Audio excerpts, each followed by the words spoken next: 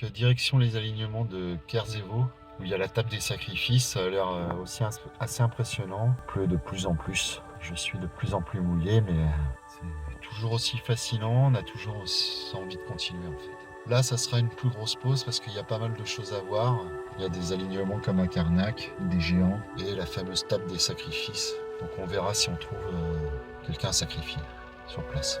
Allez, on se rend près de la commune d'Erneven, à quelques kilomètres de Karnak, pour visiter deux alignements, ceux de Kerzero et ceux de la table des sacrifices. Et vous allez voir, la nationale 781 passe en plein milieu du premier alignement. Vous voyez, quand je vous disais que la route, c'est en plein milieu des alignements.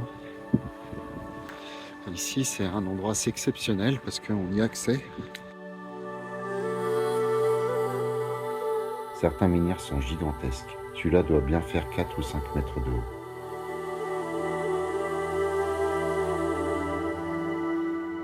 Cet alignement comporte encore 165 menhirs dressés. Mais on pense, à l'origine, qu'il devait être plus de 1000, sur une distance de plus de 2 km. Certains menhirs sont vraiment étranges. Selon la légende, tous ces blocs seraient en fait des soldats romains pétrifiés par Saint Cornelie.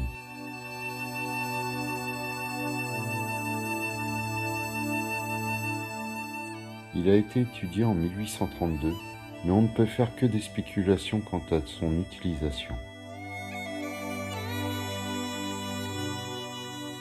Vu du ciel, ce qui reste de cet alignement ressemble pour moi à un marteau.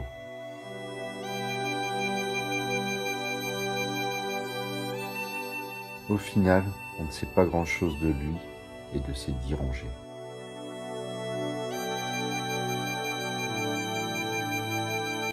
Est-ce qu'à votre avis, ces marques sont naturelles? Pour moi, c'est possible. C'est probable même. Vous voyez, regardez, vous voyez encore là-bas. Je pense que c'est des marques qui ont été faites par l'eau. Vous voyez, celui-là est prêt à exploser en plusieurs morceaux, on dirait. Regardez la forme de celui-là.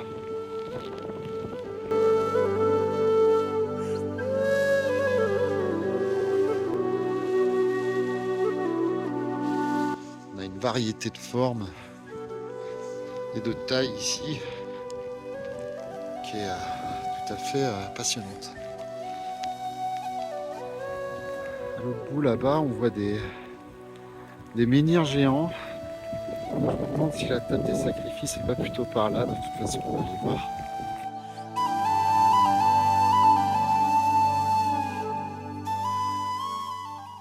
Voilà, donc comme vous pouvez voir, j'ai fait péter le poncho. Ça me protège un petit peu, mais j'avoue que je commence à être trempé et à avoir froid. Mais bon, on va pas s'arrêter là, hein. On va prendre notre courage à deux mains.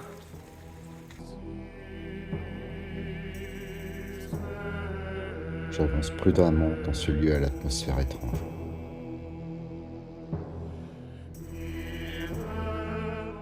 Les légendes racontent que des druides auraient sacrifié des enfants sur une des dalles couchées du site pour y récupérer leur sang. J'ai du mal à identifier la pierre en question, et beaucoup de gens pensent qu'il s'agit de la première dalle couchée ici.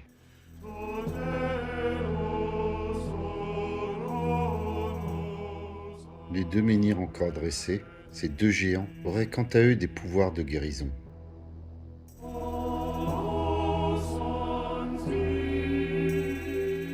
Cette fameuse table est un bloc gigantesque.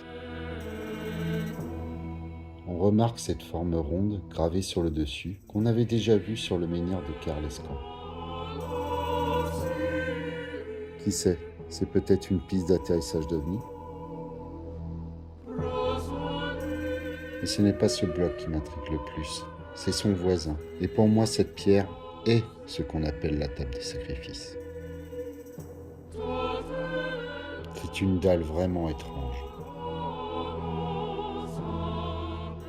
Elle semble naturelle, mais ses formes ont dû être fortement retravaillées. Cette sorte de gouttière permet à un liquide de descendre jusqu'ici. Un liquide comme par exemple du sang qui pourrait être recueilli dans ces deux puits. Une sorte de barrage semble avoir été gravé dans la pierre pour que tout le liquide ne s'écoule pas directement. On pouvait alors le faire couler au fur et à mesure et le récupérer en bas de la gouttière.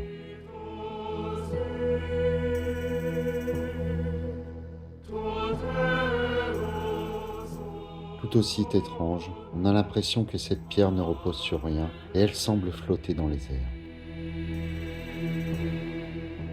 Elle est constellée de nombreuses marques qui semblent naturelles, mais pour moi c'est possible qu'elles ont été retravaillées.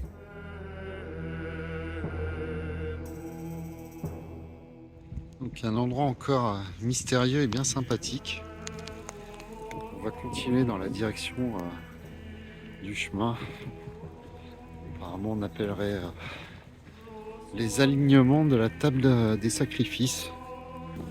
C'est plutôt magique comme endroit.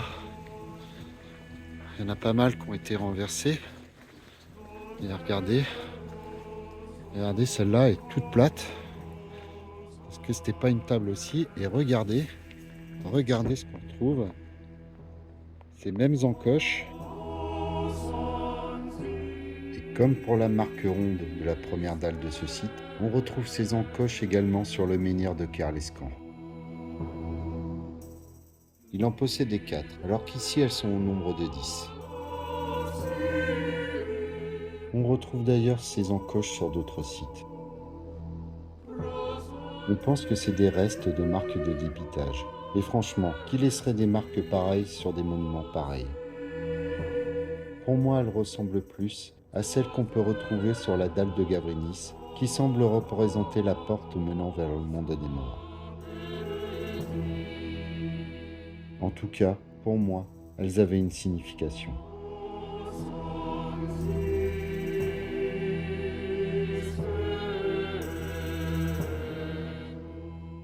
On arrive au géant de Kerzero.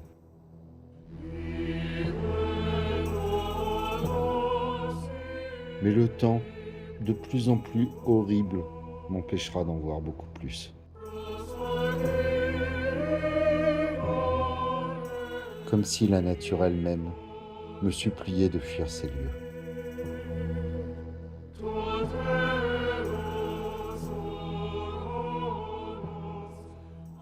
Donc voilà, des alignements bien sympas.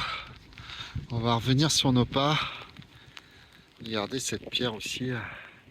Elle a une entaille qui semble naturelle, mais regardez, est-ce que ça n'aurait pas été travaillé quand même? On se demande.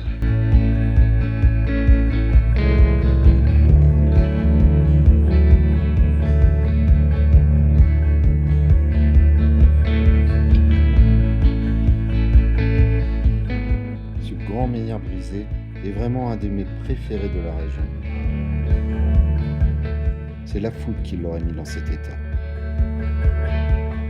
Mais il y a quelques années, il a été restauré par un expert en partenariat avec le département. Bon écoutez, on va y aller parce que je suis trempé.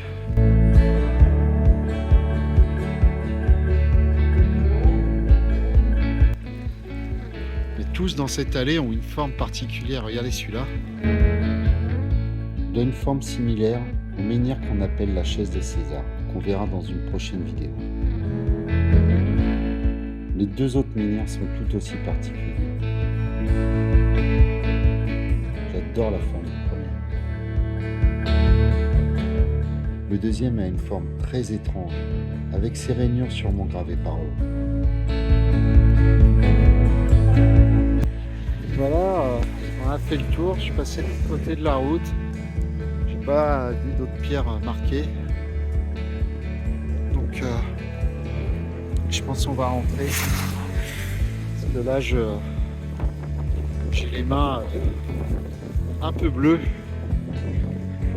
Voilà, regardez, il y a Titine là-bas qui m'attend. Je l'entends crier mon nom. En tout cas, les alignements fascinants.